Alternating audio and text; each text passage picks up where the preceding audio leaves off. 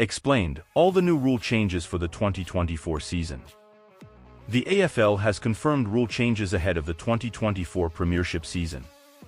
Players will have a greater duty of care to avoid high contact when attempting to smother opponents after an AFL rule change was confirmed on Tuesday, although a mid-season trade period won't be introduced this year. The AFL today confirmed a handful of changes for the 2024 season, with a tweak to team announcements set to end confusion that arose in 2023 around the identity of a team's sub. The change to the rules regarding smothers comes after the fallout to Collingwood defender Brayden Maynard's controversial tribunal case during the 2023 finals. Maynard was sent direct to the tribunal after intervention from Executive General Manager Football Laura Kane after his bump that left Melbourne midfielder Angus Brayshaw concussed in the opening term of the club's qualifying final, with Maynard having jumped and attempted to smother Brayshaw's kick. After a 4-hour hearing, the tribunal eventually cleared Maynard and he was a central player in Collingwood's premiership win. However, as flagged by AFL in December, the AFL has acted after a commission meeting on Monday, with the change for smothers meaning that when a player leaves the ground in an attempt to make a smother, the player's act will be deemed careless at a minimum, unless the player has taken all reasonable steps to avoid that high contact and/or minimize the force of that high contact, for example, by adopting a body position that minimizes the force of the high contact. We weren't comfortable with the outcome of the tribunal and the changes today are taking steps to change that, AFL football boss Laura Kane said after the changes were announced on Tuesday. The rough conduct guidelines have also been tweaked to put a focus on rundown tackles. The AFL had been concerned with rundown tackles where the tackling player has contributed to the force with which the tackled player is driven into the ground, leaving the player with the ball in a vulnerable position. With the proposed amendment giving greater regard to this facet, watch Dan Butler incident below, cited by the AFL as an example. The league stressed to clubs late last year that it is not pushing to take the rundown tackle from the game. The other rule changes announced today are: the sub-rule will continue, but clubs will now name an extended bench of 5 players, an increase from 4 and 3 emergency players.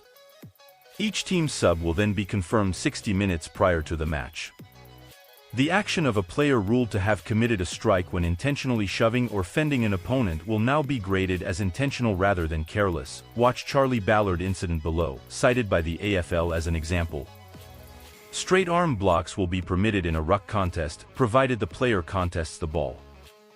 If an offense is graded as severe impact by the match review officer but only the minimum penalty is sought, the MRO can prescribe a sanction and the player submit an early guilty plea without the case having to be referred directly to the tribunal.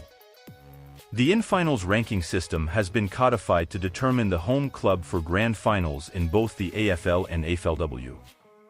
The winners of the qualifying finals will be ranked first and second, the losers of the qualifying finals ranked third and fourth, the higher of the 2 clubs on the premiership ladder will be third, and the winners of the elimination finals ranked fifth and sixth, the higher of the 2 clubs on the premiership ladder will be fifth.